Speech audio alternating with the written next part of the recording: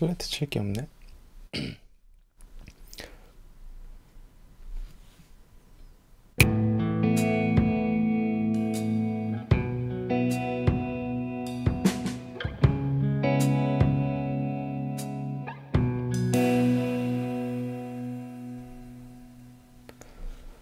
안녕하세요. 책다라기입니다. 오늘 읽을 책은요, 빗방울처럼 나는 혼자였다. 공지영 산문집이고요. 지금은 제목이 바뀌어서 새로 나온 걸로 알고 있고, 저는 이게 처음 발간됐던 2006년 그때 처음 샀어요. 오래된 책이죠.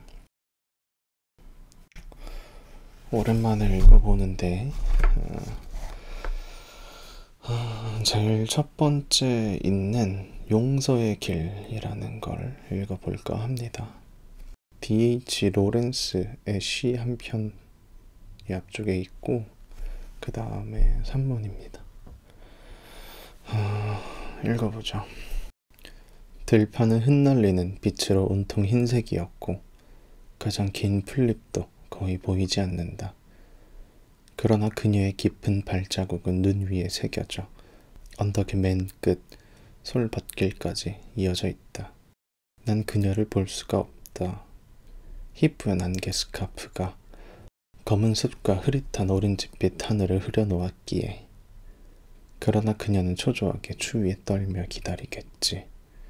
초조하고 차갑게 흐느낌 같은 것이 싸늘한 한숨에 스며들면서 피할 수 없는 이별이 더욱 가까워질 뿐임을 정녕 알면서도 왜 그녀는 그렇게 선뜻 오고 마는 걸까? 언덕길은 험하고 내 걸음은 더디다. 내가 할 말을 알면서도 왜 그녀는 오는 것일까? 겨울 이야기 D.H. 로렌스.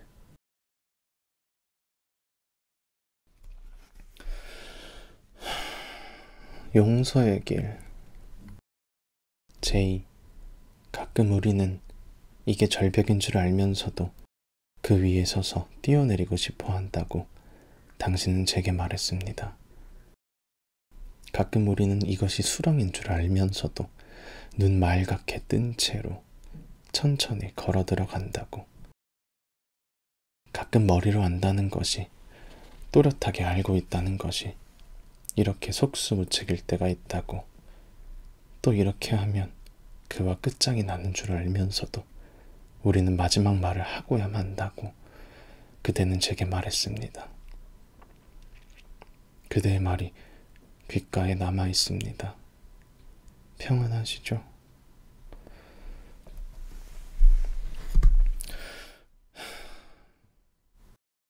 D.H. 로렌스.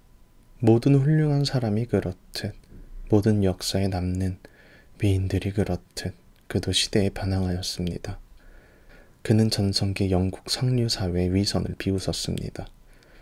정신적 교류와 종교적 엄숙함을 강조하는 당시 지배층들의 위선을 온몸으로 조롱했지요.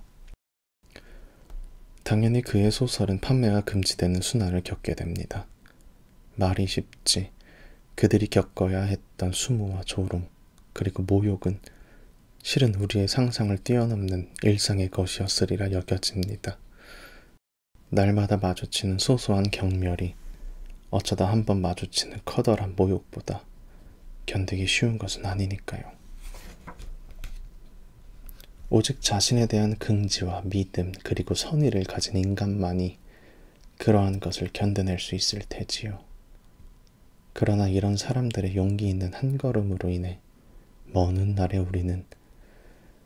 우리를 동여매는 비합리적 도덕으로부터 한 발자국 자유로워집니다. 공짜로 말입니다. 가끔 이런 이들의 생애를 읽고 있으면 브레히트의 말이 떠오르곤 합니다. 죽은 물고기만이 강물을 따라 흘러간다. 하지만 어쩌겠습니까? 저도 가끔은, 아니 실은 자주 강물을 따라 그저 두둥실 흘러가고만 싶어집니다. 적당히 과장하고 적당히 웃고 적당히 예의 바르고 적당히 감추고 싶어집니다. 세상 사람들에게가 아니라 무엇보다 나 자신에게 말입니다.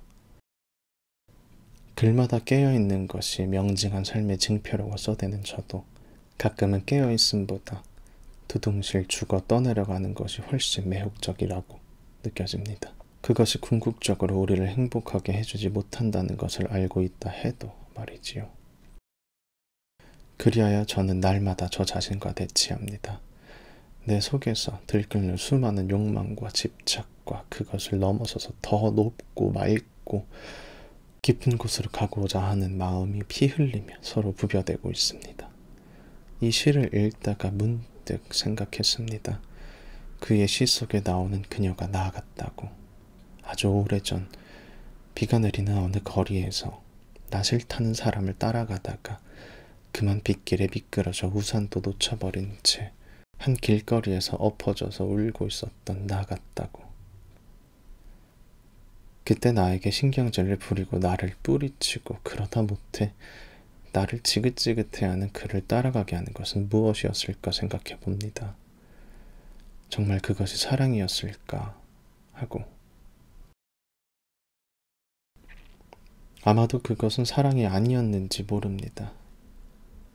이대로 어이없이 헤어질 수 없다는 망연함이었을까요? 그를 이대로 보내면 모든 것이 끝장이라는 조급함, 이렇게 버림받는 나를 받아들일 수도 용서할 수도 혹은 인정할 수도 없다는 심한 자괴감, 모욕감, 어쩌면 내가 한 번도 생에서 기대하지 않았던 처참한 상실이 내 눈앞에서 일어나고 있다는 데에 대한 참을 수 없음, 자존심 따위도 버릴 만큼 두려웠던 내 앞에 이런 것들이 그 빛 속에서 뒤엉켜 있었을 테지요. 그러니 저는 생각하는 것입니다. 그때 내가 가졌던 그 마음이 사랑이었던가 하고 말이지요. 오래도록 생각해 보았지만 여전히 답은 나오지 않고 있습니다. 잘못된 사랑은 사랑이 아닐까. 나이를 많이 먹은 지금 나는 고개를 저어봅니다. 그러나 잘못된 것이었다 해도 그건 역시 사랑일 수는 없을까요? 그것이 비참하고 쓸쓸하고 뒤돌아보고 싶지 않은 악몽 같은 현실만 남기고 끝났다 해도 나는 그것을 이제 사랑이었다고 이름 붙여주고 싶습니다. 나를 버리고 빗물 고인 거리에 철벅이며 엎어진 내게 이열도 남기지 않은 채 가버렸던 그는 작년에 세상을 떠났습니다. 그때 망연에 있던 제 곁에서 당신은 저를 지켜주셨지요. 며칠 동안 아무 말도 하지 못했었지요. 그가 죽는다는데 어쩌면 그가 내 머리채를 휘어잡고 그가 나를 모욕하고 그가 나를 버리고 가버렸던 날들만 떠오르다니. 저 자신에게 어처구니가 없었지만 그리고 그의 죽음보다 더 당황스러웠던 것이 바로 그것이었지만 그러나 그건 역시 저의 진실이었습니다.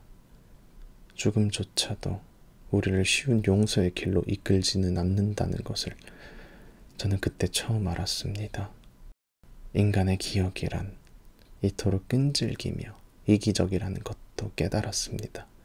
그는 이제 이 세상 사람이 아니나 그 비 내리는 거리의 그와 나를 저는 아직도 가끔 회상합니다.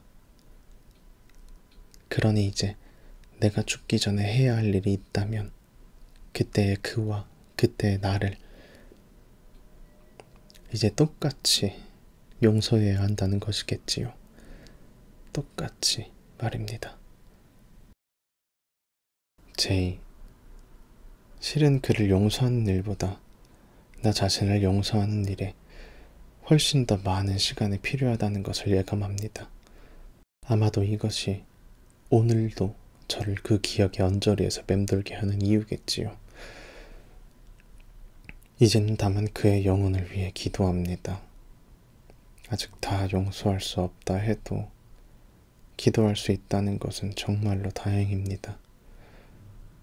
우리 생에 한 번이라도 진정한 용서를 이룰 수 있다면, 그 힘겨운 피안에 다다를 수 있다면, 저는 그것이 피할 수 없는 이별로 향하는 길이라 해도 걸어가고 싶습니다.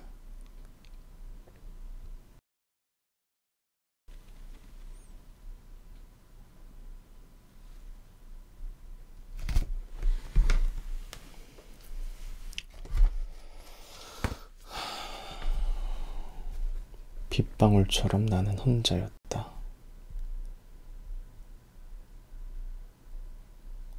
공지영이었습니다.